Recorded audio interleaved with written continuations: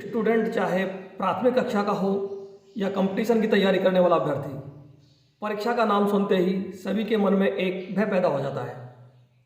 आज हम इस भय के निवारण के बारे में चर्चा करते हैं। मैं हूं साइकोथेरेपिस्ट डॉक्टर बलबीर सेन और आप देख रहे हैं आपका चैनल माइंड विजन।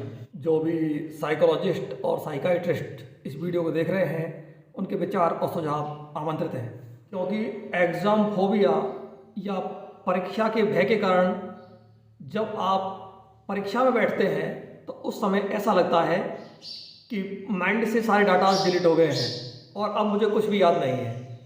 साथियों, यह स्थिति तभी बनती है जब आप अपने अंदर एक भय पाल लेते हैं, एक डर बना लेते हैं। नहीं, माइंड के अंदर जो भी डाटा सेव है, आपने जो भी पढ़ा है वो सुरक्षित है, लेकिन आपने उसको चिंतित होकर के, भयभीत होकर के अस्त व्यस्त कर दिया है, अव्यवस्थित कर दिया है। इसलिए भयभीत ना हो, पूरे डाटाज, पूरी विषय वस्तु आपके मस्तिष्क में सुरक्षित है, आप उसे क्रमबद्ध तरीके से अपने काम में ले सकते हैं। और हम पहले चर्चा करते हैं प्राथमिक कक्षा के स्टूडेंट्स के बारे में। साथियों, छोटी कक्षा के जो विद्यार्थी होते हैं उनके मस्तिष्क और उनकी समझ का भी विकास हो रहा होता है। ऐसे टाइम पर परीक्षा का नाम सुनते ही उनके मन में भय पैदा होना एक स्वाभाविक तथ्य है।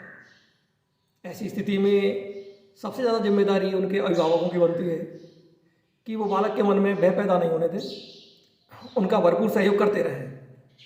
बार बार उनके समक्ष इस बात को ना कहें कि बहुत खेल लिए, अब पढ़ लीजिए, परीक्षा का समय है, बहुत सो लिए है, खड़े हो जाइए, परीक्षा का समय है।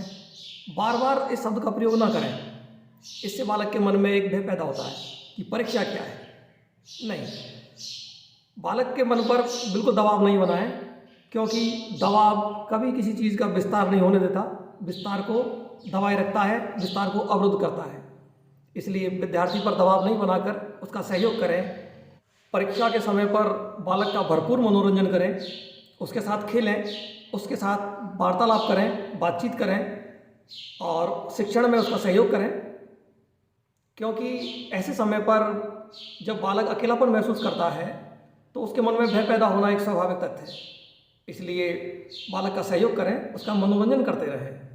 जो अभिभावक शिक्षित हैं वो ये जानते हैं कि परीक्षा कैसे दी जाती है, तो इस विषय पर विद्यार्थी के साथ, बालक के साथ बैठकर चर्चा करें और उसे शिक्षण पद्धति और परीक्षा पद्धति के बारे में बताएं कि परीक्षा किस प्रकार से देनी चाहिए, जिससे विद्यार्थी के अंदर एक आत्मविश्वास बढ़ेगा और उसके मन से परीक्षा का भय दूर होता चला जाएगा।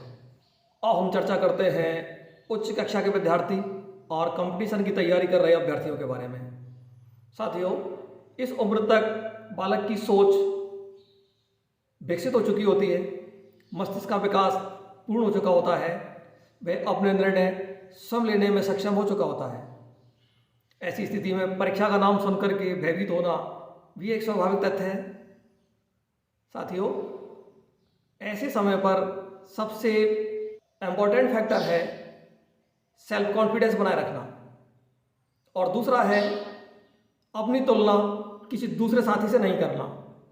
साथियों, परीक्षा की घड़ी वो घड़ी है जहां स्टूडेंट को अपना सेल्फ कॉन्फिडेंस बनाए रखना होता है और अपनी तुलना किसी दूसरे स्टूडेंट से, अपने साथी से नहीं करनी चाहिए, क्योंकि ये आवश्यक नहीं कि जो आपकी स्थिति परिस्थिति है वो उसकी भी स्थिति परिस्थिति हो।